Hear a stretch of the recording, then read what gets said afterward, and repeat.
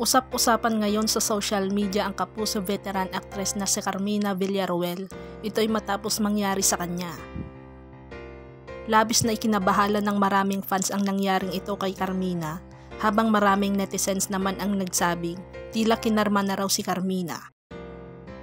Hanggang ngayon kasi ay hindi pa rin makalimutan ng marami ang umano'y panghihimasok ni Carmina sa buhay pag-ibig ng kanyang mga anak. Matatandaan nitong nakalipas na buwan ay labis na binatikos si Carmina dahil hindi nagustuhan ng marami ang paraan ng pagpapalaki niya sa kanyang kambal ng mga anak na sina Cassie at Mavi. Ibang klase raw kasi ang parenting style ni Carmina, lalo na pagdating sa mga karelasyon ng kanyang anak. Nabunyag sa publiko kung anong uring nanay si Carmina matapos ang hiwalayan ng kanyang anak na si Mavi at aktres na si Kailyn Alcantara. Itinuturo kasing dahilan ng kanilang breakup si Carmina na hindi umano boto kay Kailyn. Lalo pang binatiko si Carmina matapos niyang sabihin sa isang interview niya na kapag hindi niya gusto ang girlfriend ng kanyang anak ay hindi niya ito papatuluyan sa kanyang bahay kahit mahal pa nito ang babae. Samantala nag-viral nga kamakailan ang video na ipinost ng kanyang asawa na si Zoren Legaspi kung saan makikita ang nakakabahalang sitwasyon ni Carmina. Sa video kasi ay makikitang sinusubuan ni Zoren si Carmina na kapansin-pansin na nanghihina at tila wala pa sa sarili. Sobrang hina rin ng galaw ni Carmina at napansin ng netizen ang tila pagbagsak o pagngiwi ng kanang bahagi ng bibig ni Carmina. Bukod dito, kapansin-pansin din ang kakaibang paraan ng pagsasalita ni Carmina. Dahil dito, isang netizen nga ang nagtanong kung nakaranas ba ng mild stroke si Carmina. Komento ng netizen, "What happened? Mild stroke ba? Bakit ganun siya kumain? Get well soon po."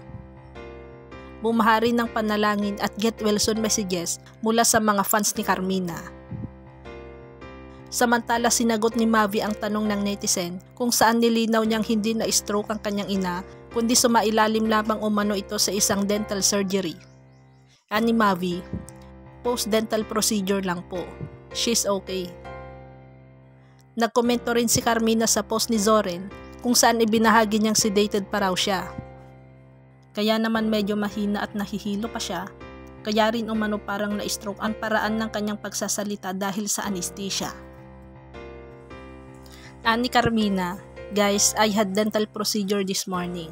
I was sedated, and that's why I was still groggy. And I talk that way because of the anesthesia. I'm all good.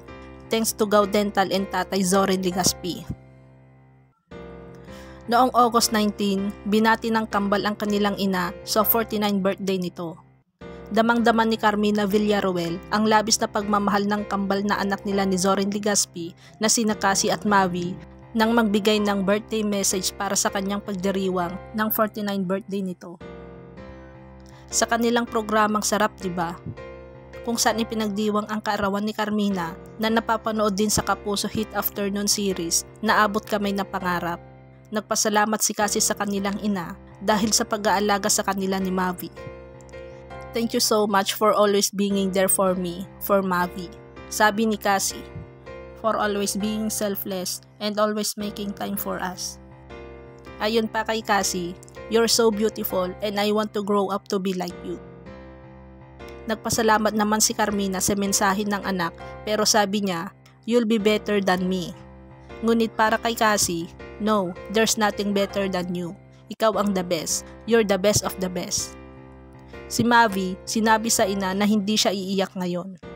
"Ngayong taon hindi na ako iiyak kasi si Mami din hindi na siya iiyak," saad ng binata. "Wala na, happy na tayo eh." Dagdag naman ni Carmina na dinugtungan uli ng anak na, "Syempre happy na happy." Kasabay ng pagbati ng maligayang kaarawan, binati rin ni Mavi ang kanyang ina sa mga achievements nito at ipinagpasalamat sa Diyos na maayos ang kalusugan. "I'm happy na lahat ng kasama mo sa trabaho, sa bahay and your friends and family loves you. And very happy to have you in this world," sabi ni Mavi. Bago nito, nagpost din sa Instagram si Mavi ng pagbati sa kaarawan ng kanyang ina. "Thank you for your unconditional love, endless patience, and incredible guidance. We are also lucky Saad niya. I am passionate about it when I say that you are kind. Mabuti kang tao, ma, dagdag ni Mavi.